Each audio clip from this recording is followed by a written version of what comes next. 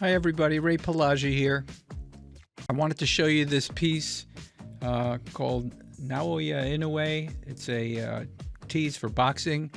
It was Maya Barlev, the producer, and her big note really was to try to make sure that we could hear the voiceover guy.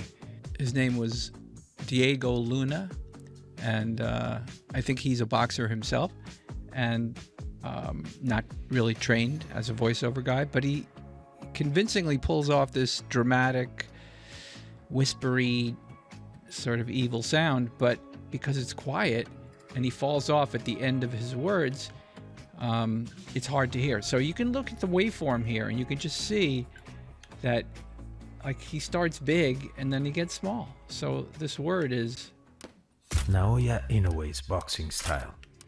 And he gets quieter. On boxing style, he gets quieter. Here's some words he falls off on. Reflects freedom and the fight for it. Reflects freedom and the fight for it. So he kind of falls off on those.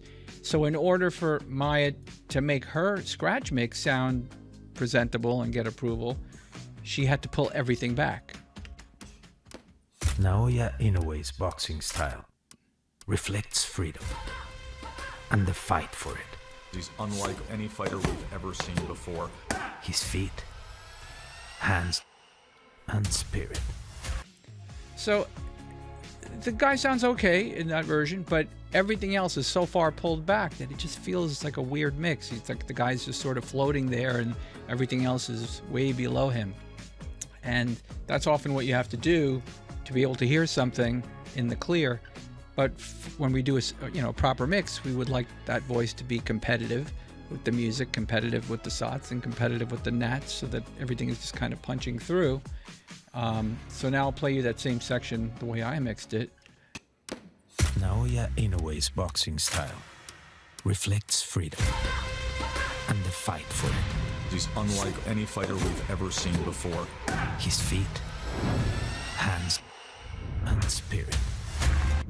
So obviously there's more sound effects in there, there's more stuff going on, but in general, I'm happy that the stuff, sound-wise, it just feels more like a blend, like the voice and the music and the nets, things are just kind of dovetailing with each other. So I would like to take you through a few of the plugins I used and kind of what my thought process was to make it audible. So the first thing is here's a plugin, the channel strip, which we always use, but I have it set pretty aggressively. It's medium aggressive, 5:1, and so that's gonna cut dynamics off there. And then this is a multi-band compressor that's also working on the high end specifically, being pushed. Then I have a thing called a exciter, which enhances upper harmonics.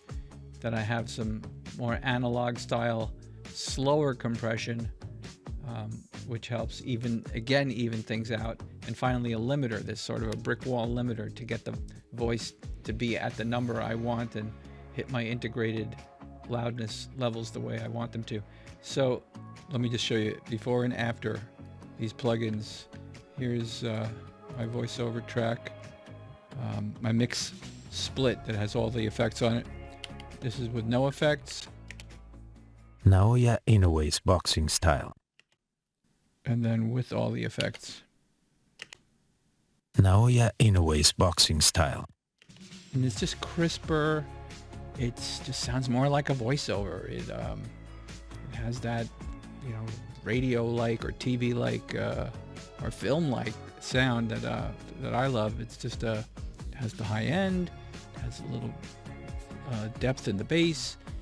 It has the dynamics are squashed just a little so that they just feel more consistent. So that's what we help to do with the plugins. Here's some music levels, and you can hear right here we have to kind of go around, scoop around the voices. Style reflects freedom and the fight. So he starts saying "and the fight." I have to duck the music down because that high string or horn sound. It's freedom and the fight for it. It's a it's like a little dance between, delicate dance between that louder piece of music and the sound design and that quiet whispery voice as he's coming in to do that sound. So here's the whole piece. Here, I'll play you the whole mix the way I ended up with it.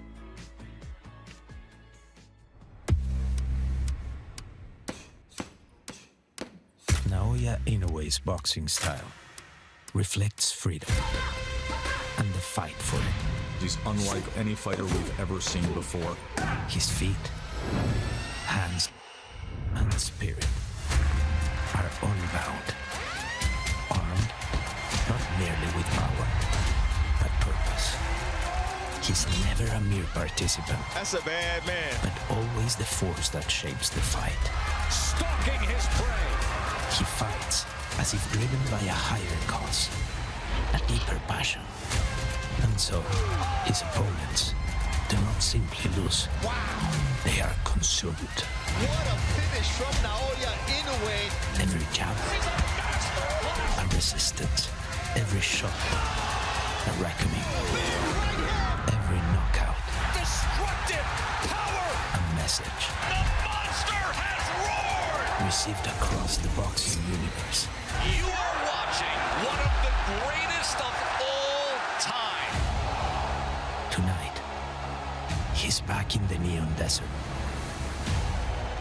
with eyes following his every move, and voices saying his name in fear and admiration. Inoue is coming. The monster is coming.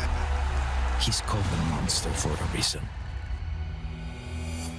He's here, and he's ready to fight.